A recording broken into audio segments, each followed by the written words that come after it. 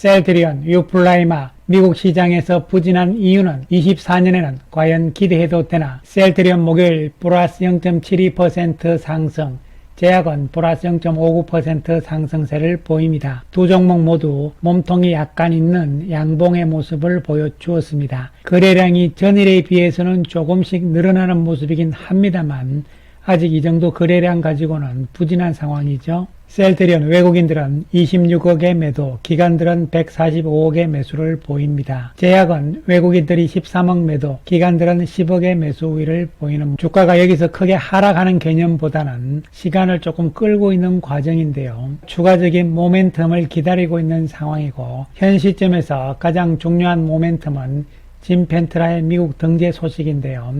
미국 출시까지는 한 달 남짓이 남아있는 상황입니다. 특별한 소식이 없는 한 기간 조정이 조금 더 이어질 수는 있겠습니다만 거래 없는 조정 과정은 적절한 숨고르기로 해석할 수가 있겠습니다. 오늘 이 시간에는 24년 올해 중요한 두 가지의 제품이죠. 첫 번째가 짐 펜트라고 두 번째가 유플라이마가 되는데요. 유플라이마는 미국에서 작년 7월 출시 이후 실적이 신통찮죠. 부진한 상황이 계속적으로 나타나고 있습니다. 세계에서 가장 큰 시장을 가지고 있는 휴미라 바이오시밀러 쪽에서 유플라이마가 작년까지의 부진에서 벗어나서 과연 24년 올해에는 기대하는 만큼의 매출을 올릴 수 있을 것인지에 대해서 이야기를 해보기로 하겠습니다.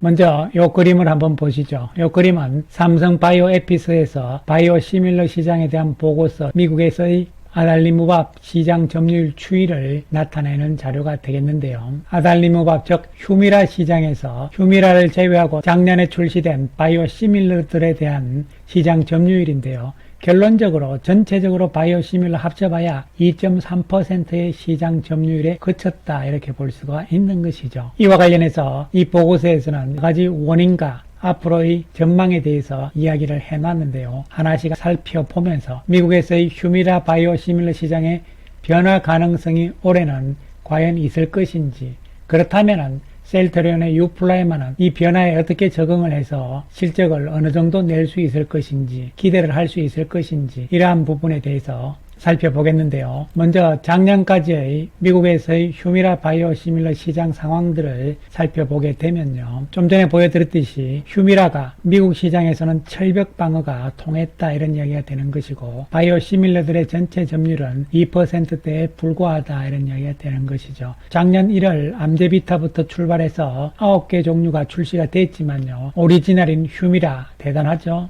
그래서 삼성 바이오에피스의 24년 1분기 바이오시밀러 시장 보고서에서 여러가지 원인과 이야기를 해놨는데요. 이 부분에 대한 내용들을 이 기사에서 요약을 잘 해놨는데요.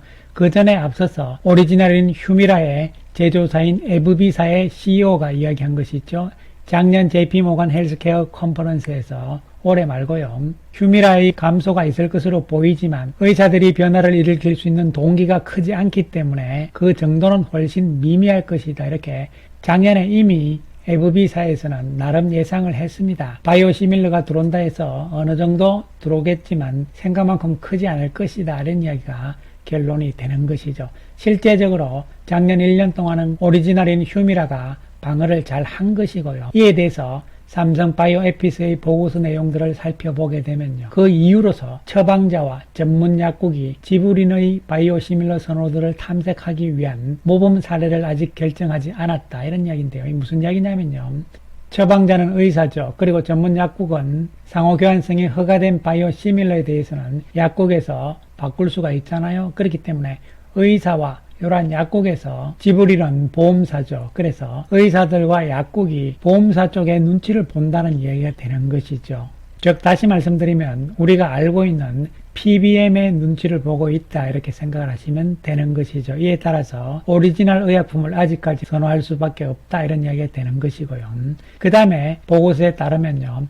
PBM 대부분이 그래도 하나 이상은 바이오시밀러를 채택을 했기 때문에 미국 시장에서 어쨌든 바이오시밀러들이 첫 발자국을 내디뎠다 이런 측면에서는 의미가 있다고 평가를 했습니다. 그리고 이 보고서 내용들 가운데서 보시면요. 현재 바이오시밀러가 미국 의료 시스템과 환자들이 직면하고 있는 재정적인 부담을 완화하는데 중추적 역할을 하는 것이 늦어지고 있다. 삼성 바이오에피스 미국 법인 쪽의 관계자가 이야기하는 것은요, 환자들은 이러한 저렴한 옵션의 혜택을 누릴 수 없다. 그 얘기는 무슨 이야기냐면요, 휴미라에 대해서 변화가 있어줘야 된다는 것이죠. 정책적으로 미국에서는 이미 바이오시밀러에 대한 IRA를 통해서 권장을 하고 있는 상황이지만 현실적으로는 아직은 시간이 더 필요하다, 이런 이야기가 될 수가 있는 것이고, 또한 시스템적으로 봤을 때 PBM 쪽의 변화가 중요하다, 이런 이야기로도 해석을 할 수가 있는 것이죠. 그 다음에 삼성 바이오에피스의 보고서에서 이야기한 것은 상호 교환성에 대한 이야기입니다. 상호 교환성 지정 여부도 중요하다, 이런 부분인데, 지금 상호 교환성이 허가되어 있는 실태조는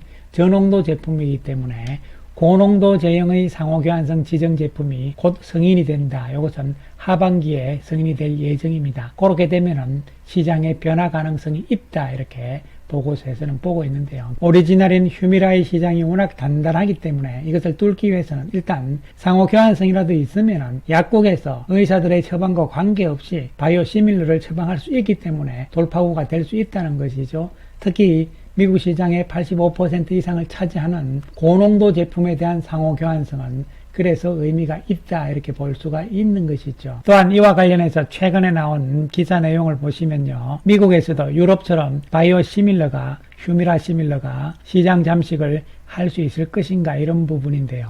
상호 교환성에 대한 이야기들이 나오는데요. 특히 이 상호 교환성에 대한 독점권은 실태조가 가지고 있습니다. 최초 상호 교환성 승인 제품은 1년간 상호 교환성 독점권을 가지며, 여기서 내년이 아니고 24년 7월부터죠. 실태조의 독점권이 만료가 된다, 이렇게 보시면 되는 것이죠. 물론 현재 실태조가 저농도기 때문에 특별한 의미가 있는 것은 아니죠. 어쨌든 간에 독점권도 사라지면서 또한 고농도 쪽에서의 제품들이 상호 교환성이 있다면 좋다는 이야기다, 이렇게 볼 수가 있는 것이고요.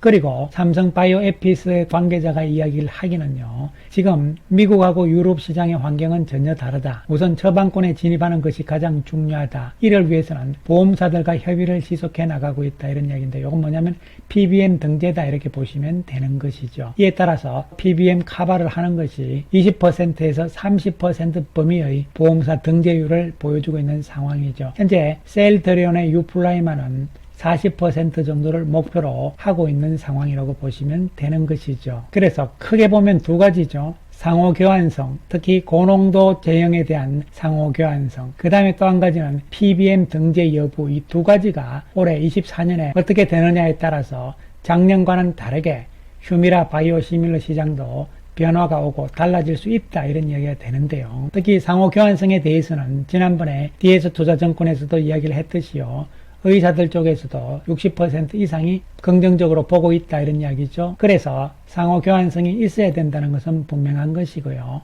상황들을 살펴보게 되면요, 현재 상호 교환성과 관련해서 실태조가 21년부터 승인이 돼가지고 하고 있지만 점유율은 신통치 않죠. 왜 그러냐면은 저농도 제품이기 때문에 그런 것이죠. 그렇다면 결국은 고농도 제품이면서 상호 교환성이 있으면은 그나마 좋다, 이런 이야기가 되고, 이런 부분들이 승인이 올 하반기부터 나면서 긍정적인 변화가 있을 것이라는 이야기가 되는데, 셀트리온 역시 올 1월 10일 날 미국 FDA에 상호 교환성에 대한 승인을 신청을 해놓은 상황이죠. 삼성 쪽은 작년 11월 8일 날 승인 신청을 해놓은 상태고요. 그리고 실태조와 더불어서 작년 10월 달에 승인이 된 파이자 제품이 있는데요. 이건 역시 저농도 제품이라고 보시면 되는 것이죠. 그래서 결국은 고농도 쪽에서 상호교환성을 갖춘 제품들이 유리하다, 이런 이야기가 되는 것이고, 삼성과 그리고 셀트리온의 유플라이마 이 두 개가 상호교환성 측면에서 의미가 있는 것이고, 그리고 암젠하고 화이자가 고농도를 개발하고 있습니다. 그 부분들이 향후에 출시가 되면서 4파전이 될 가능성이다, 이렇게 볼 수가 있는 것이죠. 그렇지만 선점 효과 측면에서는 삼성 측과 그리고 셀트리온의 유플라이마가 올 하반기부터 가능하기 때문에 분명히 가질 수가 있다, 이렇게 생각을 할 수가 있겠습니다. 그 다음에 두 번째로 봐야 되는 것은요, PBM 등재 여부인데요. 중요한 것은 셀트리온의 유플라이마 등 바이오시밀러들이 PBM에 등재되는 것도 중요하지만 오리지널인 에브비의 휴미라가 PBM 목록에서 제외 빠지는 것도 상당히 중요한데요. 실제적으로 24년 4월부터는 PBM 등재에서 오리지널인 휴미라가 빠집니다. 제외가 되기 때문에 이 부분이 중요한 지각 변동이 있을 수 있다. 이렇게 업계 전반적으로도 평가를 하고 있는 상황이죠. 미국의 최대 약국 체인인 CVS 헬스에서 4월 1일부터 휴미라를 선호 처방진 목록에서 제외한다 이렇게 됐잖아요. 물론 이러면서 산도스 것을 집어넣습니다. 그러기 위해서 새로운 회사도 만들기도 했지만 어쨌든 간에 이러한 변화가 다른 PBM 쪽에도 영향을 줄 수 있다는 측면이기 때문에 지각 변동의 가능성이 있다는 것이 현재 나오고 있는 평가다 이렇게 생각을 하시면 되는 것이죠. 또한 이 부분에 대해서도 지난번 1월 22일 DS투자증권의 자료를 보시면요. 역시 4월부터 시작되는 코다비스의 오리지널 휴미라 선호의약품 제외가 경고했던 오리지널 휴미라 시장의 균열을 만들 것이다. 또한 이러한 변화하는 시장 하에서 차별화 포인트 가지고 있죠. 셀트린의 유플라이마가 상호 교환성과 그리고 고농도라는 차별성이 있기 때문에 유의미한 경쟁력을 가질 수 있을 것으로 기대한다는 이야기도 나왔던 것이죠. 따라서 결론적으로는 올해 24년 미국에서의 휴미라 바이오시밀러 시장의 판도의 변화는 분명히 나올 것이라는 측면이고 그 첫 번째가 4월부터 오리지널인 휴미라가 CVS PBM 등재에서 일단은 제외된다는 것이 첫 번째 요인이 되는 것이고 두 번째로는 하반기부터는 고농도 제품 쪽에서 유플라이마와 그리고 삼성 쪽의 것 두 개가 고농도이면서 또한 상호 교환성을 갖추기 때문에 의미 있는 변화라고 볼 수가 있는 것이죠.